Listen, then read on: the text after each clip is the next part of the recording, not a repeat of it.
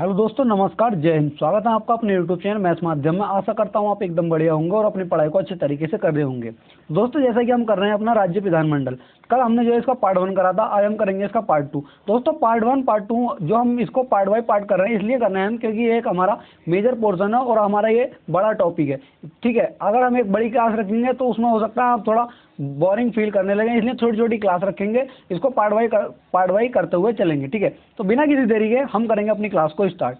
अगर दोस्तों आप लोग कॉपी पेन लेकर के नहीं बैठे हैं तो साथ में कॉपी पेन लेकर के बैठना, क्योंकि दोस्तों बहुत ही इंपॉर्टेंट क्लास है। ठीक है, और साथ में नोट करते हुए चलना।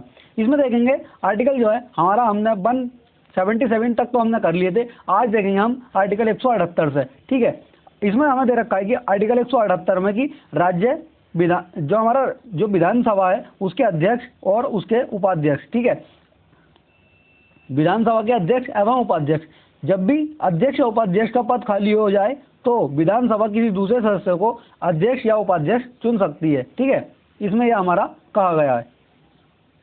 और दोस्तों इसमें बता दूं मैं आपको, जो विधानसभा के अध्यक्ष और ये उपाध्यक्ष होते हैं ये उसी सदन के सदस्य होते हैं। ठीक है, आगे देखेंगे विधानसभा अध्यक्ष का जो काम होता है वो लोकसभा अध्यक्ष के काम के जैसा होता है। जैसा कि मैंने आपको बताया था कि हम जो है केंद्र की जो हमारी संसद है, जो केंद्र का हमारा संसद है हमारी, ठीक है, और वैसे ही हमारा राज्य में विधानमंडल है। ठीक है, उससे रिलेट करते हुए हम पढ़ेंगे, जैसे हमारी लोकसभा का कार्य होता है उसी तरीके से हमारा राज्य में विधानसभा का कार्य होता है। ठीक है, जैसे हमारी विधानसभा का अध्यक्ष का कार्य होता है वैसे ही हमारे लोकसभा के अध्यक्ष का कार्य एक जैसा इन दोनों का सेम ही होता है। ठीक है, आगे देखेंगे अगला पॉइंट हमारा, जब अध्यक्ष अनुपस्थित हो तो उपाध्यक्ष या विधानमंडल के प्रतिक्रियात्मक नियमों के मुताबिक कोई व्यक्ति अध्यक्ष का काम कर सकता है। यदि ऐसा मान लो हमारा अध्यक्ष जो है अनुपस्थित है, ठीक है, बीमार है या फिर विदेश दौरे वगैरह पर गए हुए हैं, ठीक है, तो वहां पर जो है जो हमारे अध्यक्ष का कार्य होगा तो वहां पर उपाध्यक्ष कर सकते हैं। अगर आपका दोस्तों ऑप्शन मतलब कन्फ्यूजन ये उठता है, अगर उपाध्यक्ष भी नहीं हो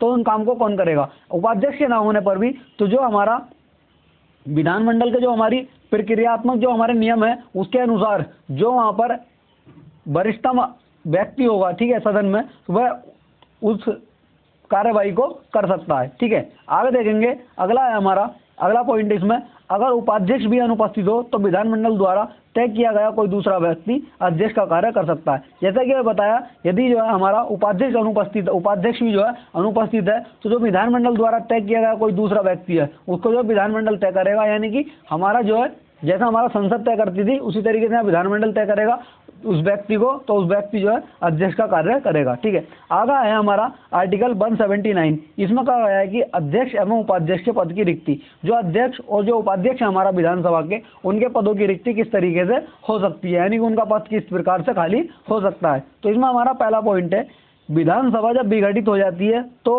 अध्यक्ष विघटन के बाद विधानसभा की पहली बैठक से पहले अपना पद खाली नहीं कर सकता। इसमें होता है कि जैसे ही मैंने आपको बताया कि हर 5 वर्ष में या फिर 5 वर्ष से पहले लोकसभा का विघटन हो जाता है, उसी तरीके से जो है विधानसभा का ही विघटन हो जाता है। ठीक है, तो अध्यक्ष विघटन के बाद, ठीक है, मान लो विघटन हो गया, विघटन के बाद विधानसभा की जो पहली बैठक से पहले अपना पद खाली नहीं कर सकता। जो विधानसभा की पहली बैठक आएगी ना, ठीक है, तो उस बैठक को संबोधित करेगा, ठीक है, जो हमारा ये अध्यक्ष होगा। इसी प्रकार से लोकसभा का अध्यक्ष भी करता है। अब ये नहीं है कि नई बैठक जो मान लो जो हमारी नई विधानसभा आई, ठीक है, नई विधानसभा में अध्यक्ष हमारा चुना गया तो वो अध्यक्ष उसकी बैठक करेगा, ऐसा नहीं है। जो हमारा पुराना अध्यक्ष होता है, पुरानी विधानसभा का अध्यक्ष होता है, वो नई लोकसभा की पहली बैठक को पुरानी विधानसभा मतलब जो नई विधानसभा आती है हमारी, नई विधानसभा की पहली बैठक को पुरानी विधानसभा का अध्यक्ष जो है संबोधित करता है। इसी तरीके से हमारा लोकसभा में होता है। ठीक है, आगे देखेंगे अगला आर्टिकल है हमारा आर्टिकल 180। ठीक है, इसमें कहा गया है कि अध्यक्ष के रूप में उपाध्यक्ष एवं अन्य के कर्तव्य क्या होंगे, यानी कि जो अध्यक्ष के रूप में उपाध्यक्ष किस प्रकार से कार्य करेगा और उसके कार्यों का निर्वहन कैसे करेगा। ठीक है, तो इसमें हमारा पहला पॉइंट दे रखा है कि जब अध्यक्ष का पद खाली होता है तो उपाध्यक्ष उस पद के कामों का पालन करता है, यानी कि जब अध्यक्ष हमारा नहीं होता है तो जो अध्यक्ष के कामों का जो पालन करेगा वह उपाध्यक्ष उसके पालन मतलब कर्तव्यों का पालन करेगा। ठीक है, अगला पॉइंट है हमारा इसमें कि अगर उपाध्यक्ष का पद भी खाली हो तो विधानसभा के उस सदस्य को राज्यपाल नियुक्त करता है जो उस पद के कामों का पालन करेगा। यानी कि मान लो हमारा कन्फ्यूजन उठता है कि हमारा अध्यक्ष भी नहीं है पद पर और उपाध्यक्ष भी नहीं है, तो उसके कामों को कौन करेगा, ठीक है। तो वहाँ पर यह है कि राज्यपाल नियुक्त करता है उस व्यक्ति को जो उन कामों को कर सकता है, ठीक है। आगे देखेंगे, अगला हमारा जो है अगला पॉइंट इसमें कहता है कि विधानसभा की किसी बैठक में अगर अध्यक्ष मौजूद नहीं है तो उपाध्यक्ष अध्यक्ष के तौर पर काम करेगा। मान लो विधानसभा की कोई बैठकें चल रही है, ठीक है, वहाँ पर अध्यक्ष नहीं है तो उस बैठक की जो अध्यक्षता करेगा उपाध्यक्ष जो है उस बैठक की अध्यक्षता करेगा वहाँ पर, ठीक है। अगला पॉइंट है हमारा कि इसमें अगर उपाध्यक्ष भी मौजूद नहीं है तो विधानसभा की प्रक्रिया के नियमों के मुताबिक कोई व्यक्ति अध्यक्ष के तौर पर जो है काम करेगा। यानी कि मान लो अध्यक्ष भी नहीं है उस समय पर बैठक चल रही है और उपाध्यक्ष भी नहीं है उसमें, तो जो विधानसभा की प्रक्रिया के नियमों के मुताबिक जो है ना एक व्यक्ति जो उस अध्यक्ष के तौर पर वहाँ पर कार्य करेगा, ठीक है। अगला पॉइंट है हमारा कि अगर ऐसा कोई व्यक्ति मौजूद नहीं है तो विधानसभा कोई और व्यक्ति नियुक्त करेगी जो अध्यक्ष के तौर पर काम करेगा, ठीक है। ठीक है, मान लो यहाँ पर इसने कह दिया कि कोई व्यक्ति जो है जो हमारा जो विधानसभा के प्रक्रिया के नियम है, ठीक है, उनमें जो मान लो कोई व्यक्ति वरिष्ठतम है, ठीक, तो वहाँ पर उसमें अगर मान लो दो व्यक्ति जो है उनकी एज सेम है, वरिष्ठ जो दो व्यक्ति हैं वहाँ पर, ठीक है, तो उनमें से एक व्यक्ति नहीं है तो उनमें से दूसरा व्यक्ति जो होगा वह अध्यक्ष के तौर पर वहाँ पर काम करेगा, ठीक है।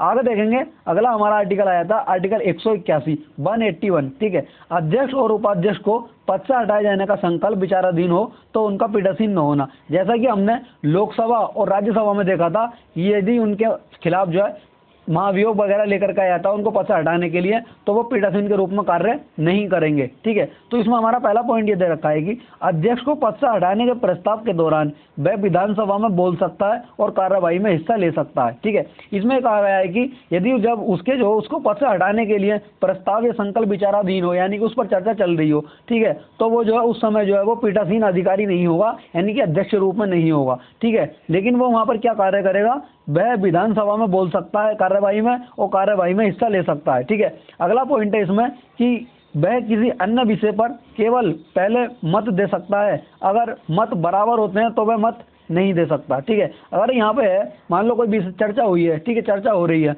लेकिन उसी के जो उसको हटाने के लिए प्रस्ताव पर भी चर्चा हो रही है और अन्य विषय पर भी चर्चा हो रही है, तो जो है केवल जो पहले मत दे सकता है वो उन पर, ठीक है। अगर मत जो बराबर चल रहे हो तो वो उसमें जो है मत नहीं देगा अपना, ठीक है। पहले ये होता था अगर मान लो जो है इसको हटाने के लिए कोई जो है प्रस्ताव पर विचाराधीन नहीं हो, सही है प्रस्ताव, ठीक है, तो मान लो उस पर जो कोई आया अन्य प्रस्ताव, ठीक है, और जो मान लो उसमें जो बराबर वो चल रहे हैं उसमें, ठीक है, मत जो बराबर हो रहे हैं, तो वहाँ पर जो यह अध्यक्ष होगा अपना मत दे करके उसको जो है प्रस्ताव को पारित कर सकते थे वहाँ से, ठीक है, उस सदन से। लेकिन जब इसको हटाने के लिए जो प्रस्ताव विचाराधीन चल रहा होगा तो ये और मत जो वहाँ पर बराबर हो तो ये वहाँ पर अपना मत नहीं दे सकता किसी अन्य प्रस्ताव पर, ठीक है, इसमें ये कहा गया है। आगे देखेंगे, अगला आर्टिकल आया था हमारा आर्टिकल 82, विधान परिषद के सभापति एवं उपसभापति। इसमें देखेंगे हमने अभी पीछे जो है विधानसभा के अध्यक्ष एवं उपाध्यक्ष को भी देखा है, अब यहाँ पर जो है हम विधान परिषद के सभापति एवं उपसभापति को देखेंगे। जो हमारे विधानसभा के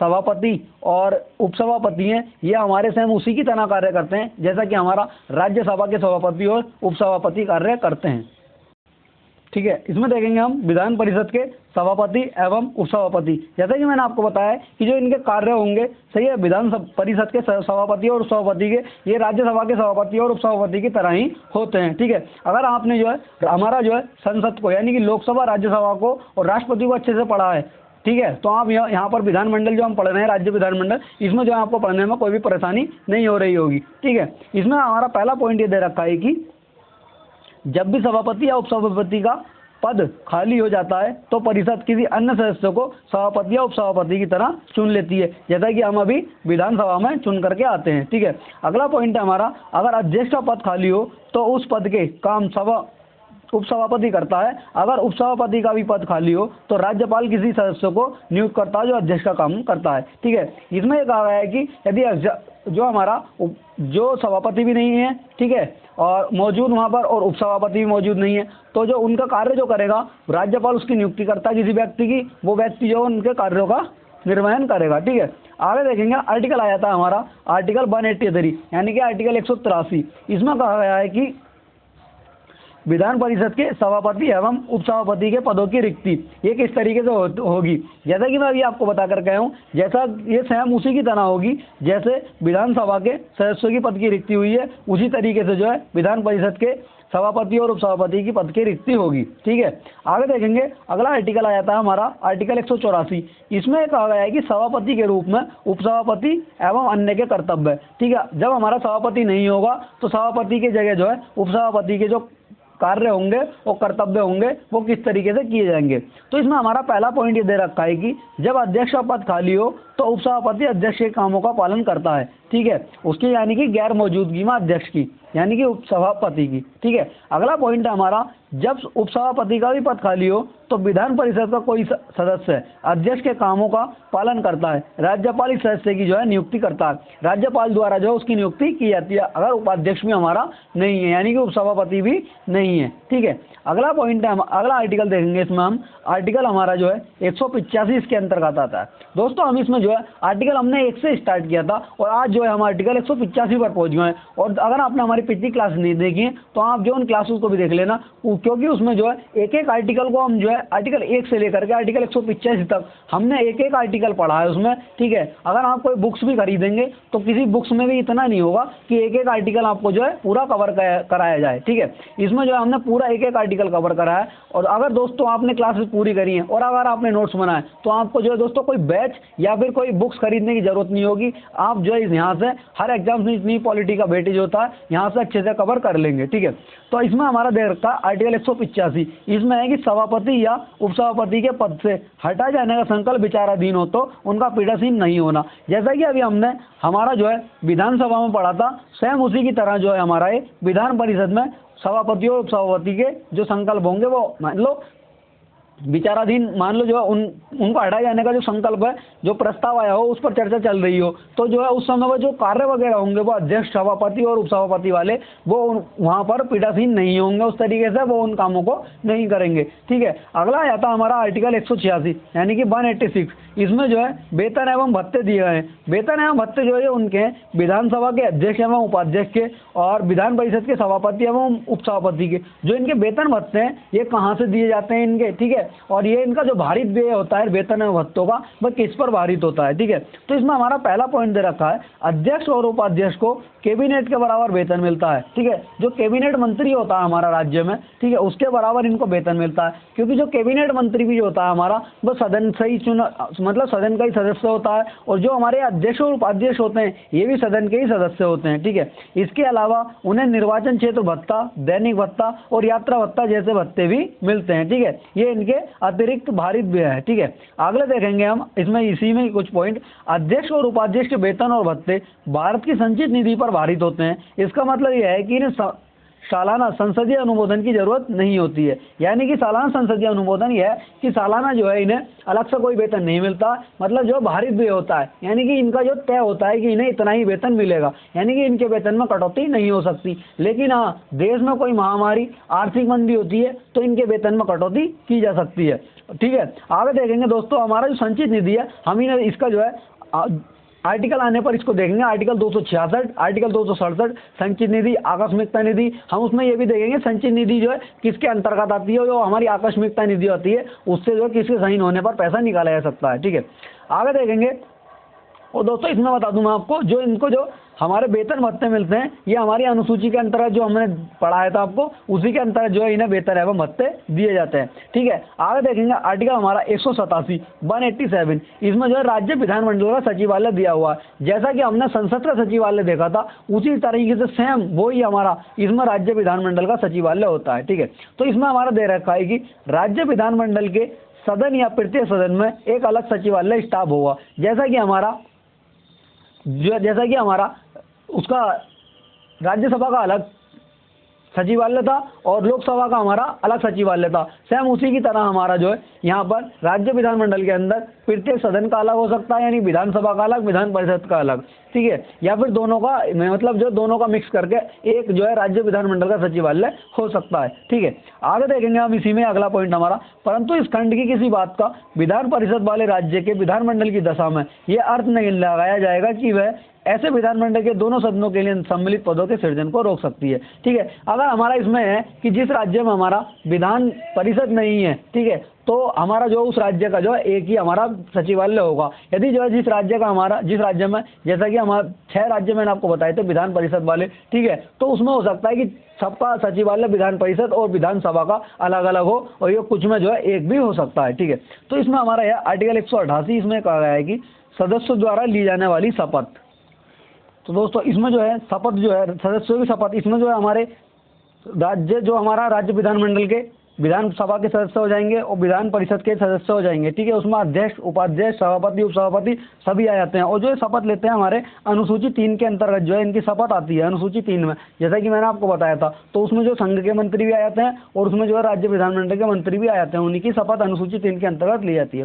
तो इसमें देखेंगे हमारा इसमें पॉइंट है, इसको आप नोट कर लेना, इंपॉर्टेंट पॉइंट है कि अगर कोई व्यक्ति शपथ लेने या प्रतिज्ञा करने से पहले या अरहित न होने पर या निर्हित होने पर विधानसभा या विधान परिषद में बैठता है। ठीक है, मान लो उसने जो शपथ नहीं ली, ठीक है, और शपथ लेने से पहले ही वो उसकी जो बैठकों में भाग लेने लगा, ठीक है, या फिर वोट डालता है, यानी कि जो बैठकें हुई उसमें वोट डालने लगा और भाग लेने लगा, तो उसे 500 रुपये का जुर्माना देना होगा, और ये जुर्माना राज्य को देना होता है। ठीक है, तो वो जो है उस पर जो है 500 रुपये का जुर्माना लगेगा। ठीक है, अगर मान लो मान लो बिना शपथ लिए ही वो सदन की कार्यवाहियों में भाग ले लेता है, ठीक है, तो उसको 500 रुपये का जुर्माना देना होगा, और ये जुर्माना जो है राज्य को देना होता है। ये जुर्माना जो देगा अपना, ये जुर्माना राज्य को देगा। ठीक है, आगे देखेंगे, अगला आया था हमारा आर्टिकल 189 में जो गणपूर्ति दे रखी है कि सदन में जो है सदस्यों की गणपूर्ति किस तरीके से होगी। ठीक है, इसमें जो है सदन के कुल सदस्यों का जो है 1/10 हिस्सा होना जरूरी है। मान लो जो है सदन में जो है 500 सदस्य हैं, ठीक है, उसमें जो है 500 सदस्य हैं टोटल, जो कुल सदस्य हैं, तो इसमें जो है हमारा 1/10 यानी कि जो इसमें मान लो 50 सदस्य आएंगे तभी जो सदन की कार्रवाई हो पाएंगी, ये इसलिए इसकी गणपूर्ति कहलाती है। ठीक है, अगला हमारा आया था आर्टिकल 190, इसमें जो है सदस्यों के स्थानों का रिक्त होना। मान लो जो सदस्य हैं, ठीक है, मंत्री वगैरह, ठीक है, उनका रिक्त होना, किस तरीके से उनका पद की रिक्ति होगी। ठीक है, तो इसमें हमारा पहला पॉइंट ये दे रखा है कि कोई व्यक्ति किसी राज्य के विधानमंडल के दोनों सदनों का सदस्य नहीं हो सकता। ठीक है, मान लो इसमें जो है कोई व्यक्ति विधान परिषद का सदस्य है, ठीक है, तो उसने जो है विधानसभा की सीट से चुनाव लड़ा, ठीक है, और वो चुनाव जीत जाता है, ठीक है, तो वहां से जो है उसको एक पद से इस्तीफा देना होगा। ठीक है, इसीलिए इसमें कहा है कि कोई व्यक्ति किसी राज्य के विधानमंडल के दोनों सदनों का सदस्य नहीं हो सकता, यानी कि वो एक ही पद पर रह सकता है। ठीक है, अगला पॉइंट है हमारा इसमें, अगर कोई व्यक्ति 2 या ज्यादा राज्यों के विधानमंडलों का सदस्य चुन लिया जाता है, तो इसमें जो है हमारे देश में यह है कि जो है एक व्यक्ति जो है कितने भी लोकसभा क्षेत्रों से चुनाव लड़ सकता है और कितने भी विधानसभा क्षेत्रों से चुनाव लड़ सकता है। ठीक है, तो इसमें कहा है कि अगर कोई व्यक्ति 2 या ज्यादा राज्यों के विधानमंडलों का सदस्य चुन लिया जाता है और मान लो जो उसने 3 जगह से लड़ा और वो तीनों जगह से ही जीत जाता है, तो राष्ट्रपति के नियमों के मुताबिक, ठीक है, एक तय अवधि के बाद उसका स्थान जो है रिक्त हो जाएगा। ठीक है, मान लो जो उसने जो है इस्तीफा नहीं दिया, ठीक है, वो दोनों जगह मान लो 2-3 जगह से वो जीत गया, जीतने के बाद, ठीक है, और वो इस्तीफा मान लो उसने चुना नहीं कि वो एक जगह से उसको इस पद पर जो मान लो जो है इस सीट से उसको रहना है। ठीक है, तो राष्ट्रपति के नियम के मुताबिक जो है उसमें एक राष्ट्रपति का नियम होता है, उस नियम के मुताबिक एक अवधि दी जाती है कि इतने समय बाद जो है उसका एक पद जो है रिक्त हो जाएगा। ठीक है, तो इसमें देखेंगे अगला हमारा पॉइंट यह है कि अगर कोई व्यक्ति अपना स्थान छोड़ना चाहता है तो वह अध्यक्ष या सभापति को संबोधित करके अपना इस्तीफा दे सकता है। मान लो जो है कोई विधानसभा का अध्यक्ष है और वो अब स्वयं की मर्जी से अपना पद छोड़ना चाहता है, तो वो उस सदन का अध्यक्ष या फिर उपाध्यक्ष, मतलब जो उस सदन का अध्यक्ष होगा ना विधान परिषद का, तो सभापति को देगा, और जो विधानसभा का है तो जो अध्यक्ष को अपना इस्तीफा दे करके अपने पद को रिक्त कर सकता है। ठीक है, अगला पॉइंट है हमारा, अगर किसी सदन का सत्रावसान हो जाता है या वह लगातार 4 दिन से ज्यादा के लिए स्थगित हो जाता है, तो उस अवधि को 60 दिन की गणना में शामिल नहीं किया जाएगा। अगर इसमें यह है कि अगर किसी सदन का मान लो सत्रावसान हो गया, ठीक है, और या फिर 4 दिन से ज्यादातर स्थगित हो, 4 दिन से ज्यादा, ठीक है, स्थगित हो जाता है वो, ठीक है, मान लो 4 दिन तक उसमें कोई बैठक वगैरह नहीं चली सदन की, ठीक है, तो जो 60 दिन की अवधि हमारी जो गणना होती है, तो उसमें आगे हम अगली जो क्लास होगी हमारी उसमें देखेंगे हम 60 दिन की गणना क्या है। ठीक है, तो उसमें जो है इसको शामिल नहीं किया जाएगा। ठीक है, आगे देखेंगे अगला हमारा आर्टिकल आया था आर्टिकल 191, इसमें जो है सदस्यों के लिए निर्धारित, मतलब जो है निर्हरताएं क्या होती हैं, ये हमारा निर्धरताएं गलत है, ये हमारा होगा निर्हरताएं। ठीक है। ये हमारा सदस्य की निरर्थाएं क्या होनी चाहिए, वो किस प्रकार से सदस्य हो सकते हैं सदन के अंदर, आर्टिकल 191 में। तो इसमें हमारा पहला पॉइंट ये दे रखा है कि अगर वह भारत सरकार या पहली अनुसूची में बताए गए किसी राज्य की सरकार के साथ कोई लाभ का पद धारण करता है, हालांकि विधानमंडल के विधि द्वारा पद धारण करने की छूट मिलने पर वह सदस्य बन सकता है। इसमें कहा गया है कि अगर कोई व्यक्ति भारत सरकार या फिर पहली अनुसूची में जो हमारे पहली अनुसूची में बताया किसी राज्य की सरकार, मान लो जो पहली अनुसूची में हमारे राज्य बताए हुए हैं उनमें से किसी राज्य के जो सरकार है, ठीक है, उसके साथ कोई लाभ के पद पर वह बना हुआ है, ठीक है, तो वो उसकी जो है ये निरर्थता होगी, उसको जो है पद से हटा दिया जाएगा। ठीक है, जो विधानमंडल की विधि द्वारा पद धारण करने की छूट मिली है, तब अगर वह छूट प्राप्त करता है तब वह सदस्य बन सकता है। ठीक है, अगला पॉइंट है हमारा, अगर कोई सक्षम न्यायालय उसे विकृत घोषित कर देता है तब भी वह उसकी निहरताओं में शामिल होगा। यानी सक्षम न्यायालय हमारा मान लो जो है सुप्रीम कोर्ट या फिर किसी राज्य का हाई कोर्ट, ठीक है, उसको विकृत यानी कि पागल अथवा दिवालिया वगैरह जो घोषित कर देते हैं, ठीक है, तब भी वो निहरताओं में शामिल हो जाएंगी उसकी। ठीक है, अगला हमारा यह है, अगला पॉइंट हमारा कि अगर वह अनुन्मोचित दिवालिया हो, यानी कि वह दिवालिया हो, यानी कि उसका जो मान लो कोई बिजनेसमैन था, ठीक है, और दिवालिया मतलब जो उसके पास से सब कुछ खत्म हो जाए, ठीक है, तब भी वह उसकी निहरताओं में शामिल हो जाएगा, योग्य नहीं बचेगा। ठीक है, अगला पॉइंट है हमारा, अगर वह भारत का नागरिक नहीं है या उसने किसी विदेशी राज्य की नागरिकता स्वीकार कर ली हो, तब भी यह उसका जो पद जो है स्वतः ही समाप्त हो जाएगा। ठीक है, अगला पॉइंट है हमारा कि अगर वह किसी विदेशी राज्य के प्रति निष्ठा रखता हो या फिर उसका पालन करता हो, मान लो वह रहा भारत में रहा, ठीक है, और गुणगान किसी विदेश के कर रहा है, ठीक है, तब भी वह उसको हटा दिया जाएगा पद से, ठीक है, अयोग्य घोषित कर दिया जाएगा। अगला पॉइंट है हमारा, अगर वह संसद द्वारा बनाए गए किसी कानून या उसके तहत अयोग्य घोषित किया जाता है, तब भी वह उसको जो है पद से हटा दिया जाएगा। ठीक है, अगला पॉइंट है हमारा,